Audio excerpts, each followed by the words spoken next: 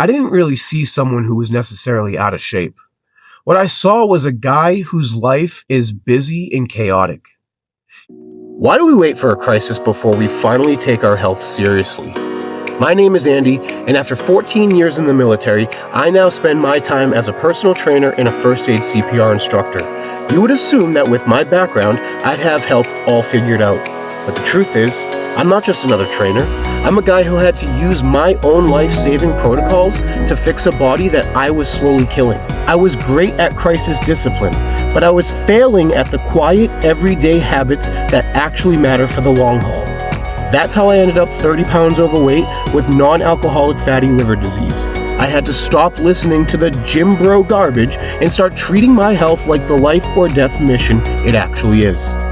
I'm here because I found the way out, and I want to help you build a life that actually lasts into your 80s and beyond. So if you're done waiting for a wake-up call and you're ready to actually take the lead of your life, let's get into today's topic. Hey, good morning, everybody. Welcome back. It's Super Bowl weekend, and it is absolutely freezing outside. Like, by far the coldest day I've experienced in a long time. So I'm kind of happy that I get to just record this right now because it keeps me inside and feeling warm. But I was at the store earlier, grabbing a few things before the weekend really kicked into gear. And I saw something in the parking lot that kind of just made me stop and really look at how we're living. I think we can all relate to this too. Whether you are this person yourself, or you have someone close to you who's living this lifestyle right now. I saw this guy, probably in his late 30s, early 40s, and he was trying to lift a 40-pound bag of dog food into the back of his SUV. And you could just see the weight of his entire week just by looking at his car. He had a stroller folded up in the back. He had empty stained, coffee cups in the cup holders. He had a few stray plastic dinosaurs on the floor, clearly from kids who just make a mess of everything. And he just looked like a guy who is in the middle of 1,000 different responsibilities.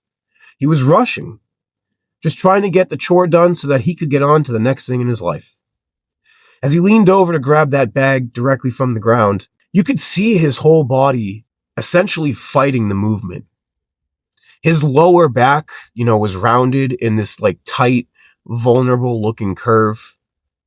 There were veins that were thick that were straining from his neck, and his knees were beginning to cave into each other. He had this look on his face, not just that the bag was heavy, but a look of genuine anxiety, like he was just waiting for his body to give out on him. I looked at him and I didn't really see someone who was necessarily out of shape. What I saw was a guy whose life is busy and chaotic. He's showing up for his family. He's showing up for his job. But his frame, his foundation, is beginning to send him these loud warning signals that he's honestly just too busy or overwhelmed to hear. It made me think, what if we could just take that weight off his shoulders? What if he could just lift that bag and instead of that look of fear or, pain, he had a smile on his face because he felt strong and independent. Think about how much calmer his day would be if his body didn't feel like a ticking time bomb.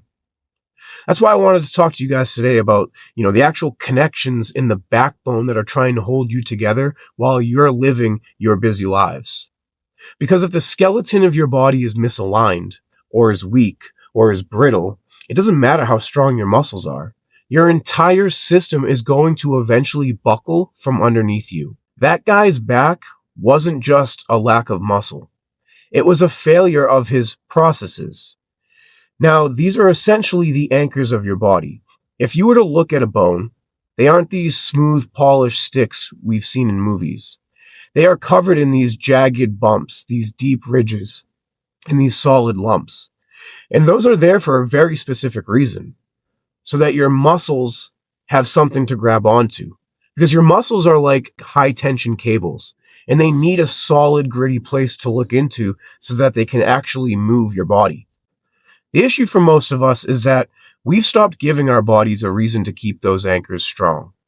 When we spend our lives, hunched over a steering wheel, for example, during a long commute, or we're collapsed into an office chair for 8 hours a day, our bodies start to let those connections go. They get smooth. They get soft. They lose that grit. They lose that grip. And then on a random Sunday morning, when you try to lift that heavy bag of dog food, your muscles go to pull on those soft anchors, but the problem is your bone can no longer handle the sudden tension. This is why so many of us feel that sharp, stinging pain in our elbows when we're just carrying grocery bags from the car. It's your epicondyles, those bony bumps on your elbow. They're screaming because they're being pulled right out of their seat. You reach for the bag, your muscle fires, and the bone just isn't strong enough to hold that anchor anymore. Most people try to rub the muscle, right? But that's not going to fix your foundation. You need to reinforce the anchor. One way you can do this, during your busy day when you're trying to drive from point A to point B, or, you're sitting from meeting to meeting, try isometric squeezes. You can actually fix this without adding another task to your list. Just grab your steering wheel or even a rolled up towel and squeeze it as hard as you can for about 30 seconds. Don't move your wrist. Just hold the squeeze. That constant heavy pressure tells your body to send more minerals to that anchor at the elbow. It's like pouring fresh, solid concrete around a loose bolt. If you do that a few times a day, you'll find that carrying those bags feels lighter and that the stinging pain starts to fade away. It's the same thing, when we're walking. You see it everywhere. People where every time they take a step, their hip kind of dips, or their whole upper body has to sway just to stay balanced. We tell ourselves we're exhausted or tired, but that's usually a failure of the greater trochanter. That's the big solid bump that you feel on the side of your hips. It's a massive power anchor where your glute muscle actually hooks into. And when you sit on your glutes all day, we are essentially unplugging the power. The anchor gets soft from the lack of use, and the glutes don't have anything solid to pull against. It's important to understand this because things like, the condyle at the knee or the tubercle at the shoulder are the reason your joints either feel solid and secure or loose and painful. If your shoulder feels crunchy when you reach back to grab a kid's toy off the floor of the car, it's usually because those anchors have smoothed out and your muscles are beginning to slip. You have to be the one to manage these anchors. If your hips feel unstable, try doing the balance trick, for example. Tonight, when you're brushing your teeth, stand on one leg. It forces your glutes to plug back into that hip anchor and keep your frame level. It's a 2-minute habit that takes away that wobble and gives you back that steady, balance, the confident stride in the future. Imagine how much better that guy in the parking lot would be if he could just walk to his car with that kind of stability. The biggest anchors you own, though, are the ones that you can feel if you reach your hand behind you and you run it down the back of the center of your back. Those little bumps that you feel under your skin are the spinous processes. They are the handles for the deeper muscles that keep you standing upright. And they are all attached to the most important part of your frame, the vertebrae, or, the backbone, the spine. This isn't just one long bone. It's a stack of 24 pieces that house your entire electrical system, which is your spinal cord. This is the most dangerous job in the human body, by the way. It's like basically the bodyguard for your wires that connect your brain to your legs. If that spine fails, the signal gets cut off. When someone throws their back out just by reaching for a sock, that is what we call a system override.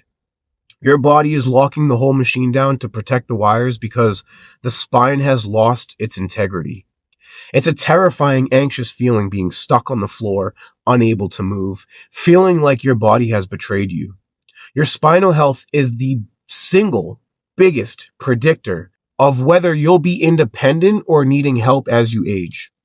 It's the difference between being the person who can still go for a hike with their grandkids or the person who is trapped in their living room chair because they can't trust their own back anymore. We can look at this backbone in 3 main sections. At the top, you've got your cervical spine and your neck. These first 7 bones are the lightweight bones built for speed and vision. They allow you to turn your head to check your blind spot or look down at your cell phone. Because we live in an age of smartphones, we are constantly folding these 7 bones for several hours a day. I was standing in the checkout line this morning, and every single person in front of me was literally buried in their phones. Their heads were tilted forward at a sharp angle. Your head weighs about 12 pounds, by the way.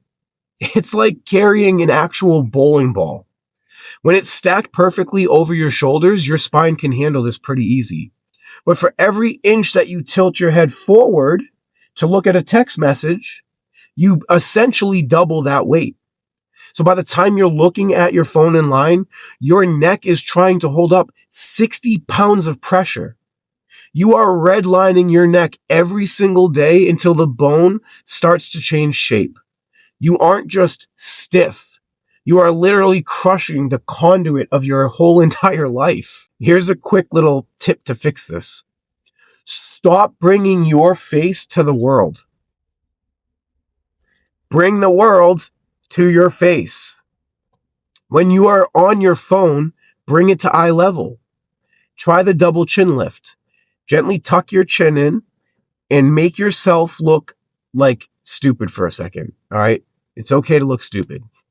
And imagine a string pulling the back of your head towards the sky. It unwedges those 7 neck bones and it lets the wires finally breathe. If you do that for 30 seconds every time you finish sending a text message, you will start to feel that the tension in your jaw and your temples just start to melt away. This is an issue we tend to just call getting older, but it's actually just a lack of maintenance on the spine. As you move down from the neck, the stakes start to get higher, and you eventually hit the thoracic spine. These are the 12 bones in your upper and middle back, right behind the rib cage. These bones are designed to protect your heart and your lungs, but they are also meant to rotate. It's where your twist comes from. But because almost all of us sit in, bucket seats or office chairs, our mid-backs have become frozen. We've become a generation of people with stone backs. Have you seen that person at the store who tries to look something on, the top of a shelf behind them?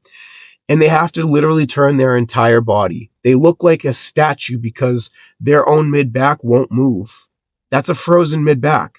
When that mid-back freezes, your body has to compensate in other ways. So it tries to twist through your neck area or your lower back instead.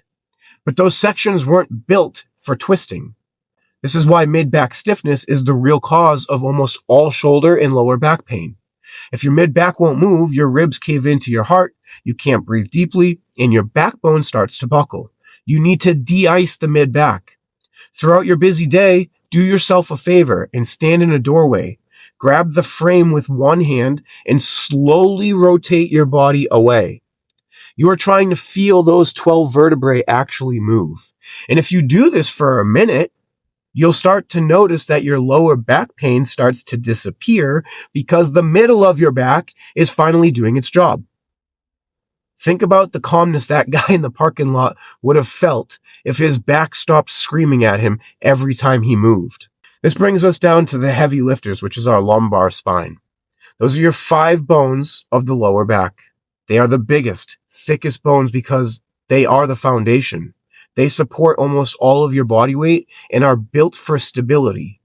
Not speed, stability. This is where we usually break because we ask our lower back to do the twisting work that the mid-back was supposed to do. But the spine doesn't end there. It plugs into the sacrum, the triangular bone that hooks into your spine, into your hips. And at the very bottom, you then have the coccyx, which is your tailbone. Most people ignore the sacrum until, they fall or they sit down too hard, but it's actually the base plate of your entire structure. When you are sitting in traffic or at your desk, most of us slump back onto our tailbones. We are literally sitting on our coccyx, which is basically jamming your entire system, and it's radiating pain throughout the body. So to help avoid this, try sitting on your actual sit bones. It's the 2 hard points at the bottom of your pelvis. If you rock your pelvis forward just about an inch, it automatically unjams the base and it lets your backbone stack correctly. It's a 10-second fix that takes away that constant nagging ache and replaces it with a sense of ease. But even if you have the stack right, you need to know what keeps these bones from grinding each other into dust. You have intervertebral discs between every single bone. Think of these as the shock absorbers of your body. They are made of tough cartilage, and their only job is to basically be the suspension of your life. But these discs don't have blood supply. They can't just pull nutrients from your blood like a muscle can. The only way they stay healthy is through a process called imbibition. When you move, you squeeze the disc like a sponge, which is basically pushing out the waste. And when you release, it pulls in fresh fluid. Movement is the pump that keeps your shock absorbers alive. If you sit still for 8 hours a day, you are squishing the disc without any pumping action. That disc dries out and gets brittle. That's a herniated disc. It's not a disease, it's a maintenance failure. You drove your car on flat tires for 10 years, and now the rims are bent. If you want to take the anxiety out of moving, then you have to pump the suspension. Every 30 minutes you're sitting, you should be doing 30 seconds of movement. That can be as simple as standing up and just wiggling, right? Move your spine in every direction. This is how you water those discs. It's the difference between having bouncy shock absorbers and having flat tires in your back. When you zoom out and you look at this stack from the side, you start to see the way we were designed to handle gravity. The S-curve. Your spine isn't a straight vertical pole. It's a spring. It has the curve at the neck, the mid-back, and the lower back. This curve allows your body to absorb 10 times more force than a straight spine ever could. A straight line is rigid and brittle. It snaps. But an S-curve is built to give bounce back, springy. That is what we call neutral spine. It's the golden position for human movement. When your spine is in that perfect S-curve, the weight is distributed evenly across the bones, and your muscles don't have to fight to keep you upright. The structure is already doing the work. We've all seen people who have lost their spring. They have that flat back or they have a heavy hunch. Every step they take jars their brain because they aren't stacked correctly. Posture has nothing to do with being pretty or looking pretty. It's about being efficient. If you want to test how efficient you are, try the wall check. Stand with your back against the wall. Your heels, butt, shoulder blades, and the back of your head should all touch. If you have to strain to do that, you've lost your S-curve. So practice finding that stack for a minute a day so that you can find it when you're loading that heavy bag into the car. Unfortunately, we live in a world designed to make us soft. We have elevators, cars, grocery delivery. Everything in the modern world is essentially telling your body to go to sleep. Because we sit so much and move so little, our bodies start to lose that hardware. It's almost like we're floating through our lives without any real stress on our frames. I call this a digital microgravity. Because we sit so much, our bodies literally think there's no gravity. It's just like astronauts. Our bones begin to dissolve. The result is that we are becoming soft targets. We're becoming the people who break a wrist tripping on a rug or the person who can't get up out of a chair without needing assistance. I need you to decide today that you're going to be the hard target, not a soft one. I want you to walk through the world with the mindset that your skeleton is a suit of armor that you are constantly trying to make thicker and stronger. Every time you feel the weight of the world, whether it's carrying a heavy box, picking up a bag of salt for the driveway, picking up that bag of dog food, or hitting a squat in the gym, I want you to smile. Because at that moment, you are making a deposit. You are giving yourself a hardware upgrade that no pill, no doctor can give you. You aren't just exercising, you are funding your future freedom. Think back to that guy at the store with the bag of dog food. That struggle and that loss of control is the default setting for a human who does not move. But if you take the science that I'm giving you, you can actually live in a way that changes your destiny. You can be the 80-year-old who is still dangerous because your frame is intact. You can be the person who falls down, laughs, and gets back up because your bones were built to handle it. Don't let the demolition crew win today. Go out there and give your body a reason to work. Lift something heavy. Remind your body that you are still the boss of this house. Protect the backbone and keep that S-curve bouncing. Next time, we're finally going to get into the joints and the fluids that keep them moving and the ligaments that keep your whole body together. Stay active, stay dense, and keep moving.